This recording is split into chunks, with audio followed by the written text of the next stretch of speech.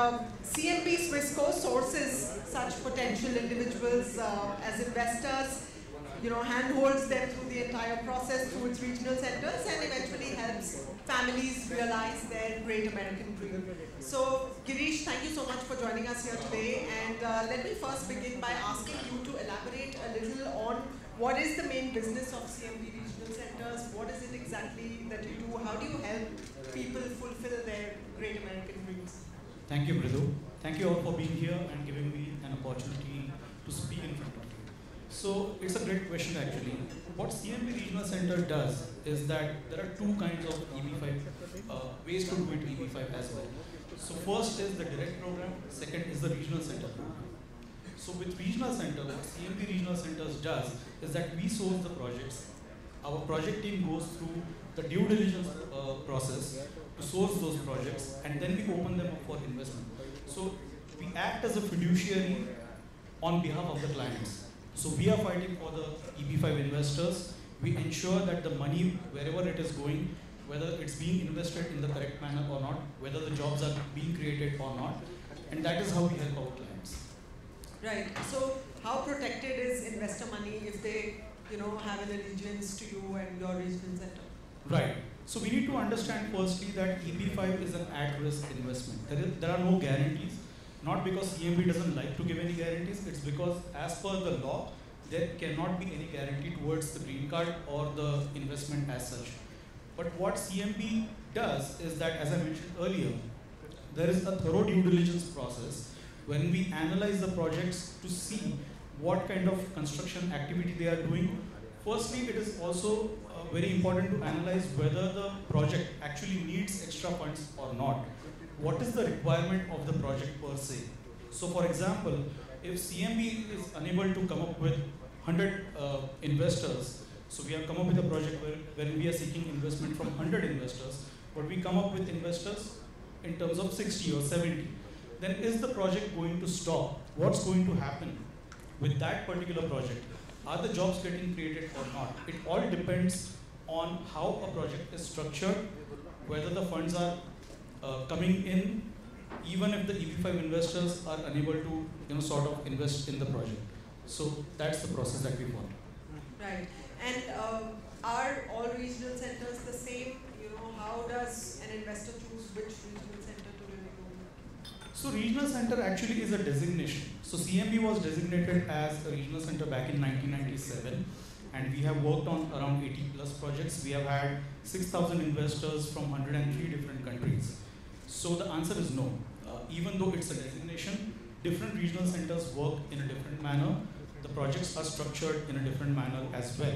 So you will find regional centers who are themselves the developers. So it's like left hand is raising funds for the right hand when they are also constructing something. So then there can be a conflict. I'm not saying there is always a conflict, but there can be a conflict if something goes wrong from an EB5 side, because at the end of the day, it's an at-risk investment. Second category is where there can be a regional center designation which can be rented out to different developers. So in that scenario, what is the responsibility of that designated regional center in case something goes wrong?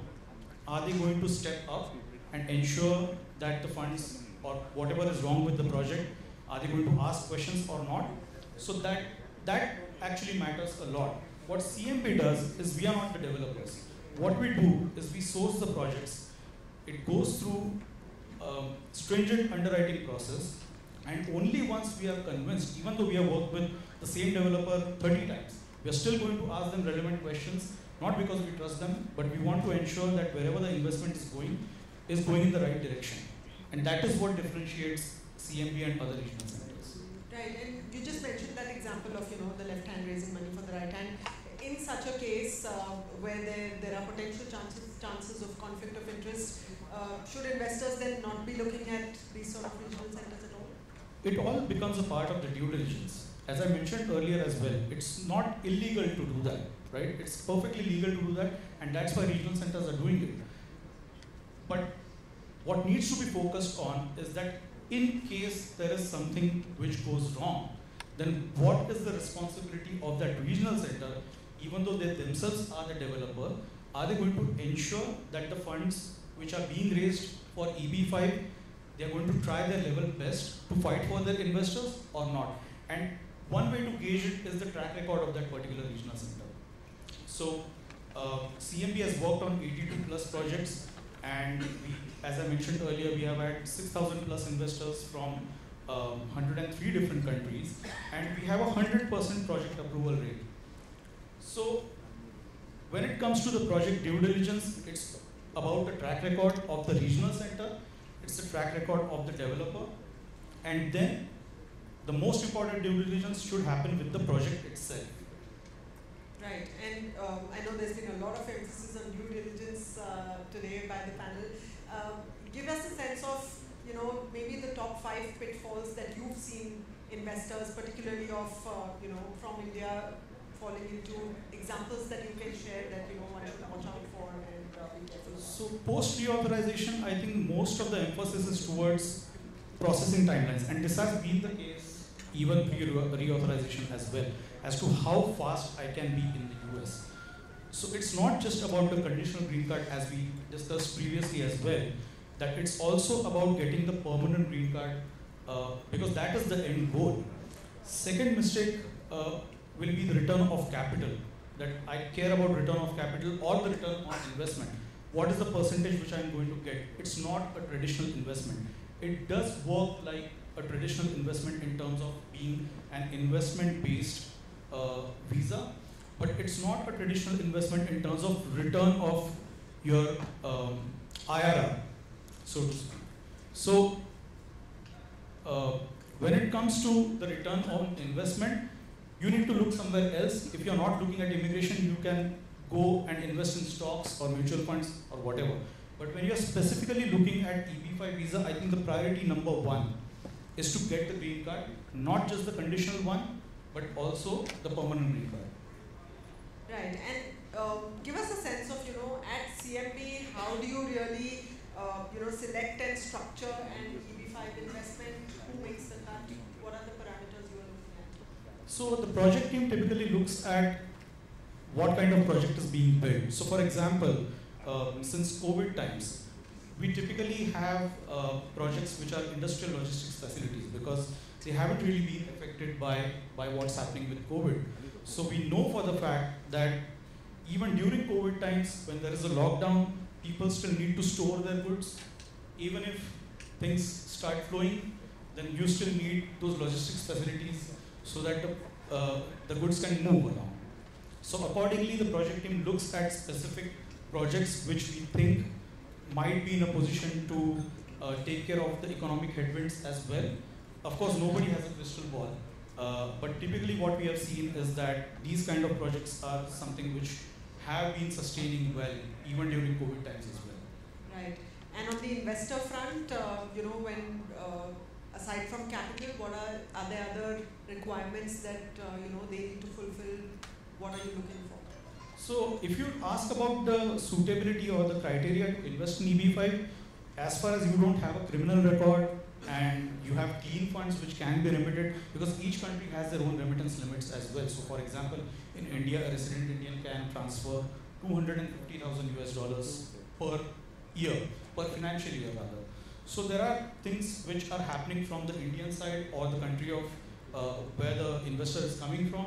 So what EB5 or rather USCIS is not just concerned as to what's happening in the US. Whether you are following the law of your local country where you hail from, that is also important. So as far as the funds are clean, they are in a position to invest in EB5, and then they have to take care of the local regulations as well. Again, to stress, now for example, talking about local regulations, there is this TCS. So what it means essentially, and I think now we can talk about it in detail. So when you are investing in EB5 project, you need to raise $800,000 which need to be remitted from India. So once that remittance is done, you have to also take care of the TCS, which is currently at 5%. So around $40,000, and there is a lower limit of $8,500, which is a lower limit of threshold. So that limit is being raised from 5% to 20% starting July 1st. So now essentially you have to take care of $160,000 while you're sending 800,000 US dollars to invest in EB5 project, or rather any kind of remittance. It's not just restricted to EB5, but since the amount is huge, the money which you have to secure in terms of TCS, which can be claimed at the while you're filing your returns, is also substantial. So all those things need to be taken care of and structured. This 800,000 is in one go, the remittance. Right. So now the investment can be done on a partial basis as well, but typically the 800,000 worth of investment needs to be done at one go. It also depends on the construction timelines of the project. So if the project doesn't require the funds after a certain point in time, then it doesn't make sense for USCIS to check and see whether the jobs which are being created through that investment was actually done while the partial funding came in. So it all actually needs to, the timing needs to be considered as well. Right. And when we're talking of this partial funding, usually then what is the time frame around which all of the money is? It depends on the project. It depends on the construction timelines as well. So typically, again, it's taken on a case-by-case basis, but typically the timelines hover anywhere between 6 to 8 months. It can be more if the construction timeline is more.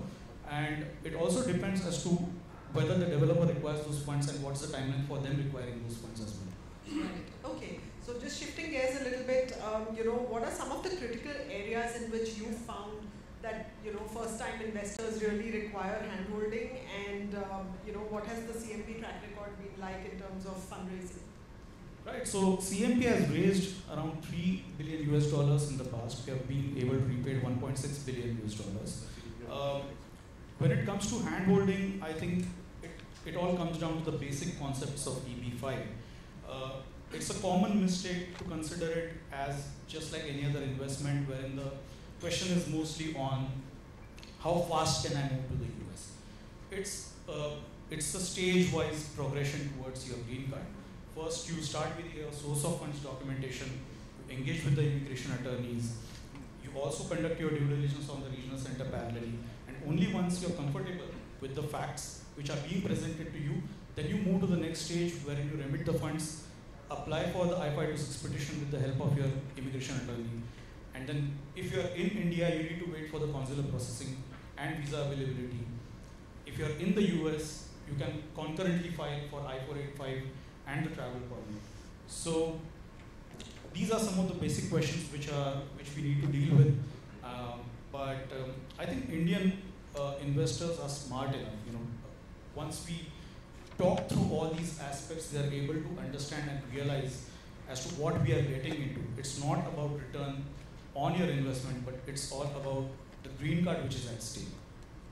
And what is the quota like for India, and is it usually at full capacity?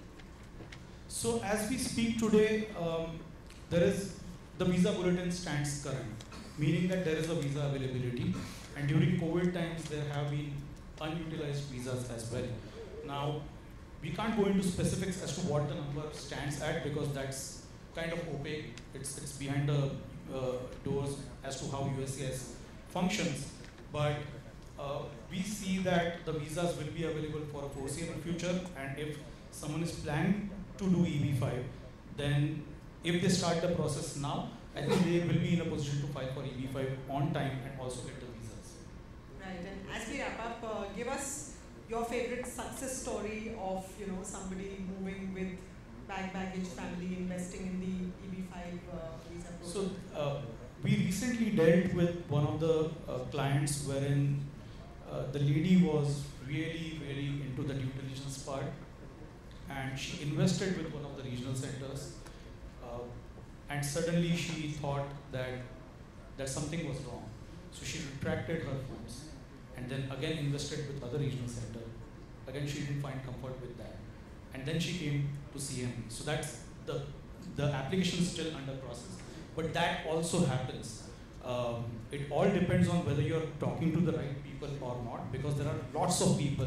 It's actually a cacophony of information. If you Google EB5, there are lots of things which are going to come up, which might be misleading, which may not apply to you in the first case. It's on a case-by-case basis. So when you talk about rural projects, And when you talk about the priority processing, maybe you don't need that. So for example, if someone is in the US already, and you can file for a travel permit, you can file for adjustment of status, and you can get the EAD changed to your jobs as and when you want, then whether that priority processing visa is required for you, that you are investing in a rural project without doing due diligence, is the question. So it's not about one category being better than the other. It all depends as to what is applicable to you. But as far as the success stories are concerned, I think we have more than 2,000 investors who have received their funds back, who have received their final green card, and each of them is a success story for us. Great. Girish, such a pleasure talking to you. Thank you very much so for much joining us here today. Let's have a round of applause, ladies and gentlemen.